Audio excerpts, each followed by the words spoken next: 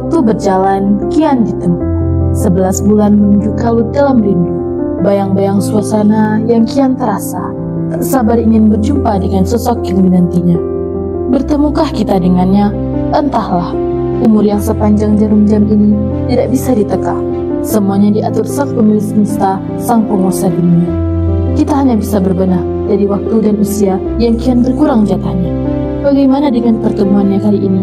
Masihkah sama dengan sebelumnya? Bagaimanapun itu, bertemu dengannya adalah sebuah anugerah karena banyak yang pergi lebih dulu dari kedatangan. Bagaimana dengan kita? Benar-benar siap untuk menyambutnya? Ataukah rumah kita masih sangat jauh dari kata sudah terbenah? Benar-benar ingin bertemu dan mengharapkan berkahnya? Atau sekedar rindu suasana pagi, petang, dan malam saja? Aku berharap dia dirindukan bukan hanya perihal suasana, tapi pahala yang berlipat ganda. Semoga pintu kita selalu terbuka untuk menyambutnya dan hati kita terketuk untuk mewarnai hari-hari di bulannya dengan amal dan ibadah hingga bertemu dengan hari kemenangan.